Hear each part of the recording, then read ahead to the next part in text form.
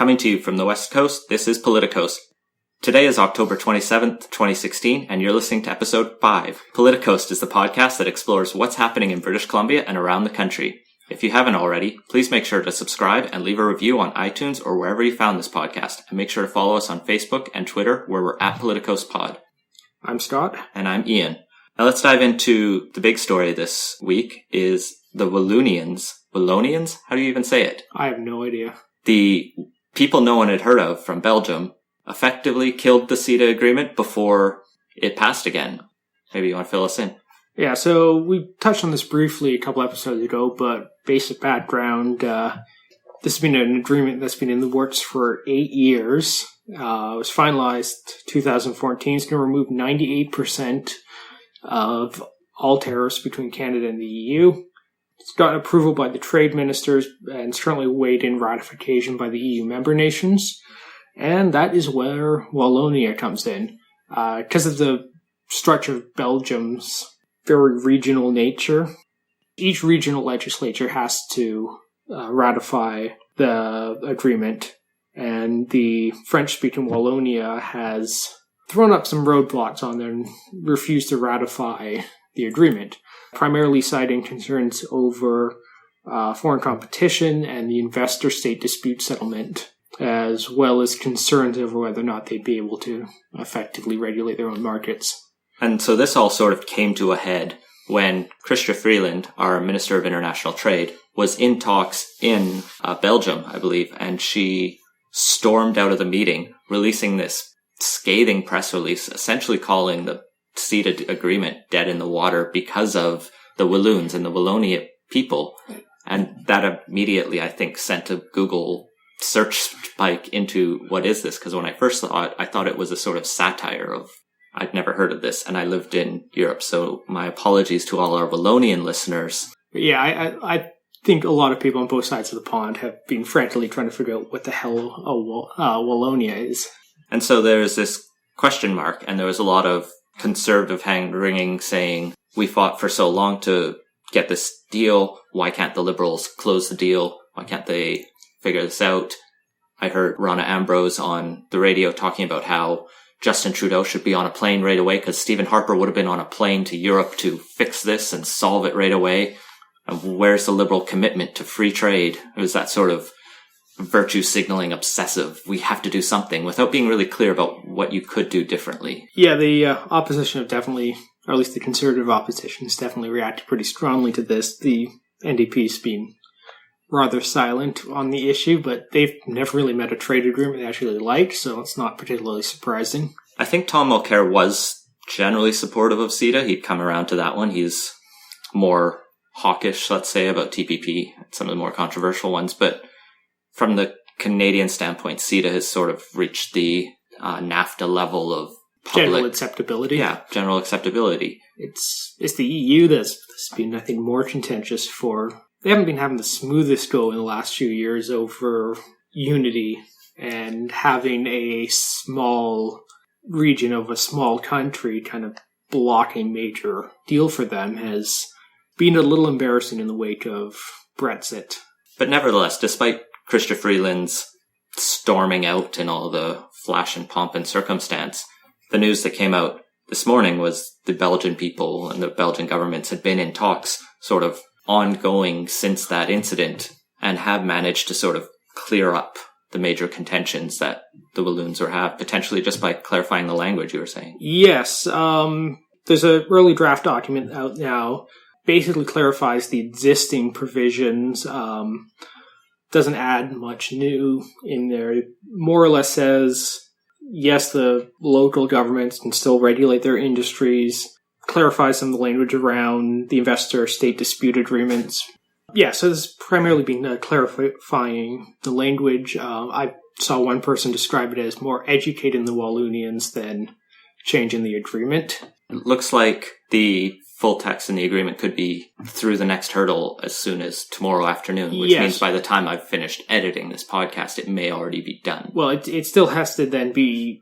This is an annex to the agreement. It's going to have to be ratified and agreed to by the EU member nations and us, but I don't really, the little bits of the text I have seen, I haven't seen anything that should be controversial on that, and probably sail through. But I think it does kind of highlight some of the misconceptions that sometimes surround parts of these trade agreements, and the Wallonians did kind of latch on to some of those misconceptions in their opposition. Particularly the investor-state dispute agreements often get mischaracterized, and it appeared to be the case in this situation as well. Yeah, so it'll be interesting to see what further roadblocks can get thrown up in the way out of nowhere. But that said, it's a way to give voice to opposition, and it hopefully helps bring about that more clarification that if there are those concerns, and they do manage to stumble a deal like this for a couple days, that can at least bring about a more informed debate rather than these things just being done behind closed doors and generating further conspiracies and that sort of mistrust of institutions that's overly rampant these days. There's definitely a rise in protectionist sentiment, and it's nice to see that this manages to clear a hurdle of that. As Christopher Freeland pointed out, if the EU and Canada can't agree to a trade agreement, who can? Both are similar in terms of regulation, general living standards, all that sort of stuff. There is no major disconnect between the two countries that has to be addressed. Back here at home, there hasn't exactly been uncontroversial. Gary Ritz, the conservative trade critic, suggested Christopher Freeland required some adult supervision. His actual quote, since the trade minister is incapable or unwilling to do her job and ratify this vital trade deal, will the prime minister grab some adult supervision, get on a plane, go back over to Brussels and get this job done? I mean, this repeats the sort of thing Ron Ambrose said, but almost in a more sexist way. It's at least a patronizing way. Yes. And I don't know if he'd have said the same thing about a male minister. Maybe he would have. Maybe he just thinks all liberals are infants and can't do their jobs. Because that's sort of how I think the Conservatives view the Liberals anyway, especially when Justin Trudeau is a younger man than many of their members and many of their voters, let's be honest. But it doesn't really say anything more. Like, what does he actually expect Justin Trudeau to do? Yeah, about the only way to play even harder ball than walking out of the agreements would be trying to open up a parallel set of negotiations with Britain to really jam that sore spot of Brexit. Yeah, there's just really isn't anything to do, but you got to wonder about the line of attack on that, though. They managed to take a winning argument for them. Like, the Conservatives are strong on trade. That's been one of the areas where Canadians generally agree with them. It's been the file they've more or less owned, and managed to turn what should be a strong political moment for them into sympathy for the Liberals by going completely overboard here. They just never miss an opportunity by immediately ramping everything up to 11 on the hyperbole. That's sort of been the trend of this entire parliament over the last year. You had Elbowgate, which was Justin Trudeau's mistake, bit everyone else because they'd all tripped over each other trying to show more umbrage and more outrage. So you just have to sometimes let the Liberals eat their own mistakes and not get in their way. And there's a solid way you could run this thing. Conservatives are strong on trade. There's a decent question to be raised if you want to attack them on why was somebody who hasn't even served a full term in Parliament yet, Christopher Freeland was elected in a by-election during the last term, never held a ministerial position, for all intents and purposes, junior inexperienced minister, at least in political life. Well accomplished outside of it, but there's why did you put this inexperienced minister in charge of such an important file? You can tie it into Trudeau choosing style over substance, build that narrative. There's a way to attack this from the Conservative point of view that doesn't immediately lose any and all sympathy for your argument, and they just completely missed that. Yeah, they got really hooked on this. Trudeau should be in Europe. It's almost like they're plotting a coup, then they just need him out of the country, and they're like, get him out. I'm not suggesting the Conservatives are traitors or trying to commit a coup, but it's just a really obsessive tone they've taken. Well, speaking of the Conservative Party, perhaps part of their problem is they don't have a permanent leader in place, and so they're still looking for that new voice. One of those people running for that leadership job who we've taken an interest in just because he puts out a lot of ideas that are interesting is Michael Chong. We criticized him last week over his discussion about wonky real estate reforms you can do at the federal level, which aren't that many. But this week he's got a little bit more interesting, and it goes back to stuff he's done and spoken about a lot in the past, which is democratic reform. We'll have our electoral reform deep dive episode coming out soon, but he's looking at more specific ways to make Parliament less partisan. So maybe you can talk about those, Scott. Yes. I know you've looked into them. He's put forward a few proposals, both previously with his Reform Act and now as a candidate for leader of the Conservative Party. Key points are he'd remove the party leader's veto for candidates. Right now, in order to register as a candidate for a party in an election, you have to have your nomination papers signed by the party leader. And this is effectively a very powerful tool the party leaders have to enforce party discipline. And it's not just a theoretical tool. It has been used frequently, both by every party, to reject people who've been nominated and won the local members' votes, and also to sort of parachute in star candidates. Yes. Sometimes for the better, sometimes for big question marks. And it can keep MPs really afraid to move out of where the leader necessarily wants them to be on key issues, because, if you anger the leader too much, your career is essentially dead, because you're not going to be up for re-election, because they just won't sign your papers. So there's a definite issue there, and, well, it isn't the worst idea to have some sort of quality control check for a party on it. Is having the leader do it necessarily the strongest and best way to go about it, or will the negative side effects outweigh the benefits? In Calgary, you had Rob Anders, who was widely hated within his own party, within his own constituency, because he was the guy who slept through Parliament, who called Nelson Mandela a terrorist, who basically every time he was in the news was doing something terrible that embarrassed all Canadians. But for some reason, Stephen Harper liked him and kept making him the candidate for his riding. So you had the entire Conservative Constituency Association in that riding try everything they legally could to get him out. And the only thing that worked was him retiring. Yeah, so if this policy were to get implemented, you'd see both increased autonomy for MPs, better able to represent their constituency when that constituency's interests may not necessarily align with the party leader's interest. And you can also see a way to get rid of really unpopular candidates within a party. The other big components of the democratic reform policies Chong has pushed is he also wants to make all committee members selected by secret ballot of the MPs. Right now, they're assigned basically at the whim of the party leader, which, yet again, another big stick to hold over. The party leaders basically means committees vote the way the party leader does, not necessarily the way what's presented to them should necessitate them voting.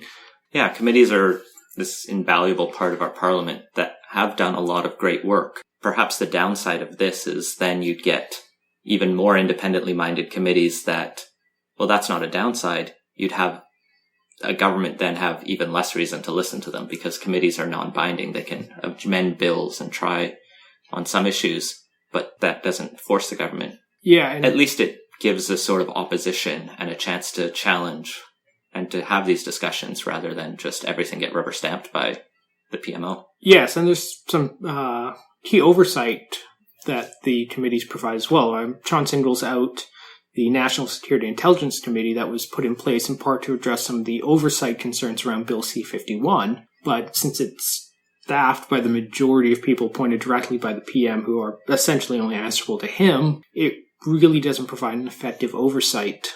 In addition to that, he's also proposing to select Senate Speaker and Senate Government Leader by ballot as well. And he would also make the party leader subject to the support of the MPs. Yes, the caucus. So the next story that's come up in the last week is a couple bad news stories for the Trudeau government. On the one hand, his ministers have faced questions, particularly from the Globe and Mail and others, who are starting to look at events and meetings they're going to, where the people attending these meetings are paying $1,500 a plate or more. Party fundraisers.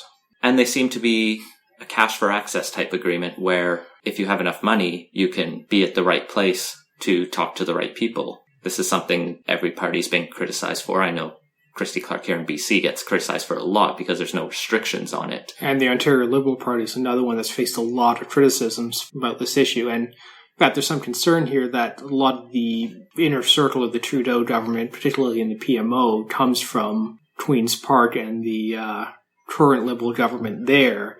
And there's concerns that some of the bad habits picked up there may be making their way into federal politics too. Yeah, at the federal level, you do have limits on how much any individual can donate to a political candidate or political party. And this sort of looks almost like a roundabout way to get around that. I know I heard one really bad defense of it saying, well, anyone can come to these events. They're open to the public. But as soon as you have a $1,500 price tag, I can't go. And then I guess the other story for Trudeau this week was he faced a really rough reception at the Canadian Labour Congress's National Young Workers Summit, where a number of protesters, I'm not sure about how many, but enough to make it a scene, sort of raised their voice against him, standing up, booing, turning their backs on him, not to get selfies, to actually signal that they're not approving of his status. And it's very striking when young people who were a core constituency of the Trudeau election make that sort of statement. Yeah, and it's definitely, I think, a sign the honeymoon's coming to an end. Basically at the 1 year mark, a lot of people feeling the promises haven't been kept, things aren't progressing the way they'd want them to, and I think that dissatisfaction's starting to bubble to the surface. It might also just be the media is really bored of talking about honeymoon, and so they're just trying to find any little protest. It could be that there's always a number of people, specifically within the Labour movement, who hate the Liberal Party, and it wouldn't be hard to stage this kind of protest. It's not to say there isn't wide dissatisfaction, but the question's out there for me how representative it is. Exactly. And without strong opposition parties who have clear leaders, it's hard to say if it'll broaden beyond sort of some discontent at a few meetings. The next story is that in New Westminster, the Greens have actually just announced their candidate, and that's itself not that interesting, except the candidate they got is the former chair of the New Westminster School Board.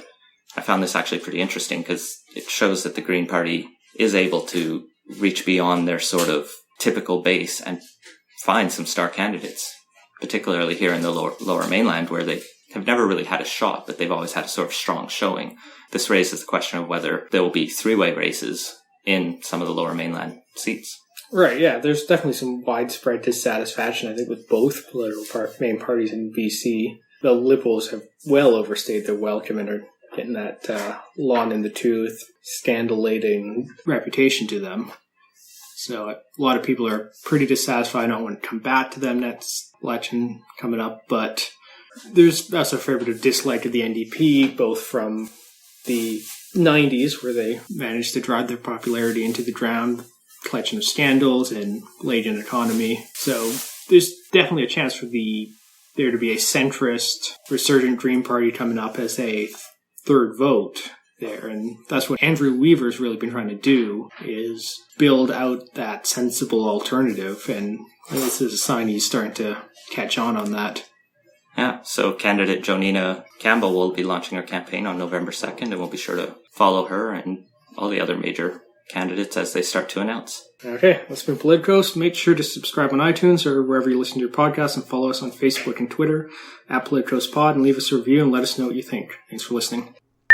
Hi, this is Ian once more with a quick follow-up. This episode went quite a bit shorter than the last one, in part because we cut a few stories out and didn't get to talk about things like the new Senate appointments, and in part because we'd just finished recording a much longer discussion about electoral reform with Jackie from Lead Now. We're aiming to have that out early next week and similar deep dives each month, so look forward to that. But for now I want to ask two things of you. First, make sure to check out the show notes for this episode at politicos.ca for links to more about the stories we discussed. Second, if there's a hot topic that you think we missed or that comes up and you want to hear our thoughts on, send it to us by Twitter or Facebook, or just email us at podcast@politicos.ca and it will go to both Scott and me. So thanks for making it this far with us, and we hope to keep doing this long into the future.